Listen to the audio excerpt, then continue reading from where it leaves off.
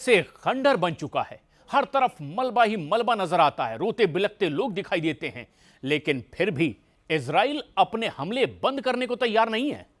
Israel के हमले में हर रोज लाशें बिछ रही है और इसीलिए कल तक मौत का कारोबार करने वाला हमास सीज फायर की रट लगा रहा है। लेकिन नेतन्याहू ने युद्ध तक खत्म न करने के लिए अब कसम खा ली है कि आखिर उनकी वो कसम जब तक पूरी नहीं होगी तब तक वो युद्ध नहीं रोकेंगे।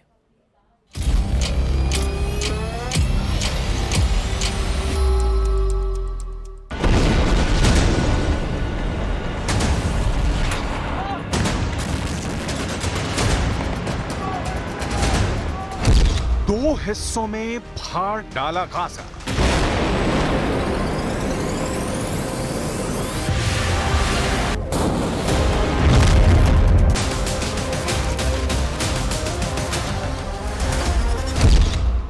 जमीन में दफन हुआ हमास।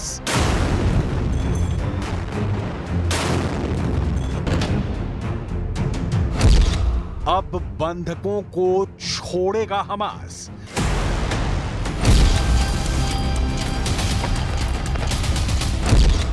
नेतन्याहू की हमास के नाश की आखिरी कसम।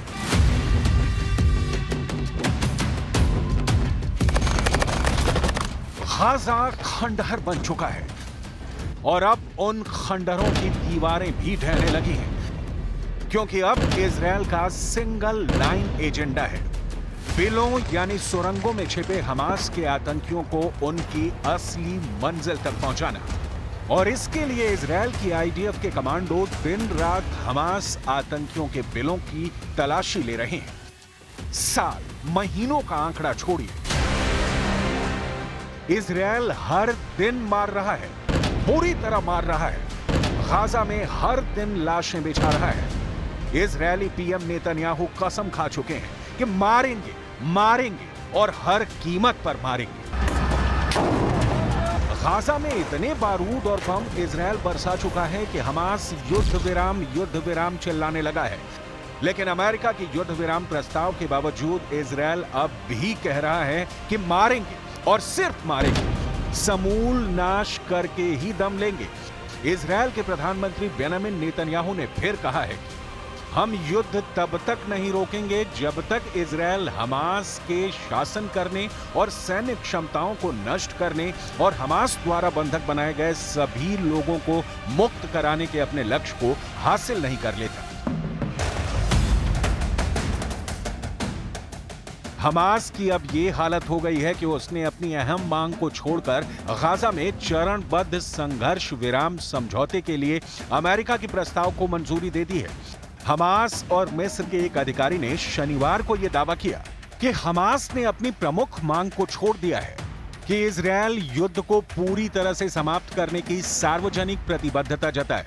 हमास की ओर से किया गया स्पष्ट समझौता पिछले नवंबर से जारी लड़ाई को पहली बार रोकने में मदद करने के साथ 9 महीने के विनाशकारी युद्ध को समाप्त करने पर आगे की बातचीत के लिए मंच तैयार कर सकता है। लेकिन इजराइल कह रहा है कि हम गारंटी नहीं दे सकते।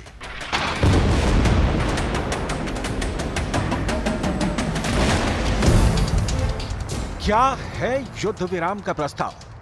अधिकारियों ने कहा कि वॉशिंगटन के चरणबद्ध समझौते में सबसे पहले 6 सप्ताह का समग्र और पूर्ण संघर्ष विराम शामिल होगा, जिसमें सैकड़ों फिलिस्तीनी कैदियों की रिहाई के बदले महिलाओं, बुजुर्गों और घायलों समेत कई बंधकों की रिहाई होगी।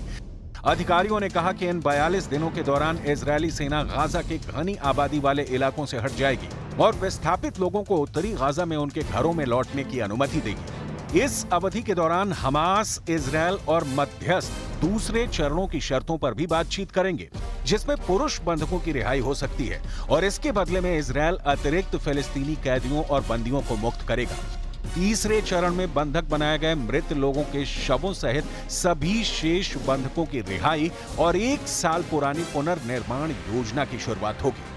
सीज फायर की इतनी प्लानिंग बन चुकी है, बावजूद इसके इजराइल ने फिर कहा कि हम गारंटी नहीं दे सकते।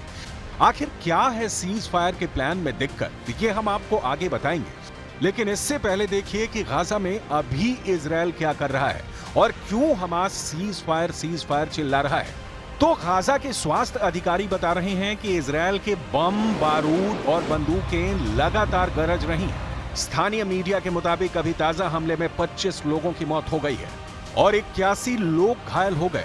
समाचार एजेंसी शिन्हुआ के मुताबिक कई घायलों को शहर के अल अक्सा अस्पताल में ले जाया गया। वहीं गाजा के स्वास्थ्य विभाग पर इजरायल की सेना चुप है। इजरायल की आईडीएफ ने सिर्फ इतना कहा है कि आईडीएफ का उत्तरी गाजा और दक्षिणी गाजा के शहर रफा और मध्य गाजा में ऑपरेशन जारी है।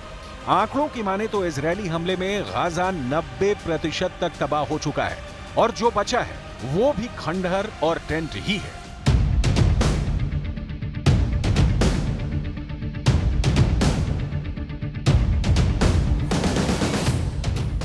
स्थानीय मीडिया के मुताबिक दीर अल बला, खान यूनुस और वेस्ट बैंक में इजरायली सेना के भीषण हवाई हमले जारी हैं।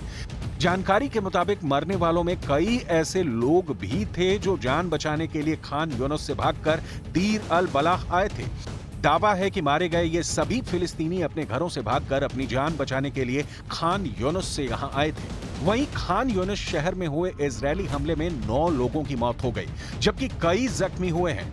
पिछले सोमवार को इजरायली सेना ने खान यूनुस शहर को खाली करने का आदेश दिया था। इसके बाद से बड़े पैमाने पर पलायन जारी है। यूरोपीय अस्पताल भी खाली करा दिया गया है। दावा यह भी है कि वेस्ट बैंक के तुत कर्म में नूर शम्स शरणार्थी कैंप पर आईडीएफ ने हमला किया, जिसमें 4 लोगों की मौत हो गई। संयुक्त राष्ट्र की ओसीएचए एजेंसी के प्रमुख एंड्रिया डी डोमेनिको ने यरूशलेम में एक प्रेस कॉन्फ्रेंस में न्यूयॉर्क और जेनेवा की मीडिया को बताया कि हमारा अनुमान है कि गाजा पट्टी में हर 10 में से 9 लोग अक्टूबर के बाद से एक बार जरूर विस्थापित हुए हैं। पहले हम 1.7 मिलियन का अनुमान लगा रहे थे, लेकिन हमने रफा में ऑपरेशन किया। हमें रफा से अतिरिक्त विस्थापन करना पड़ा। इसके बाद हमने उत्तर में भी अभियान चलाया, जिससे लोगों को स्थानांतरित किया गया था। इस तरह के सैन्य अभियानों ने लोगों को बार बार विस्थापन के लिए मजबूर किया है। इजरायल की आईडीएफ के ऑपरेशन में गाजा पट्टी 2 हिस्सों में कट गई है। इस इलाके में उत्तर में 3 से 3.5 लाख लोग रहते थे, जो दक्षिण में जाने में असमर्थ थे। मई की शुरुआत मिस्र में रफा क्रॉसिंग बंद होने से पहले अनुमानित 1,10,000 लोग गाजा पट्टी छोड़ने में कामयाब रहे थे।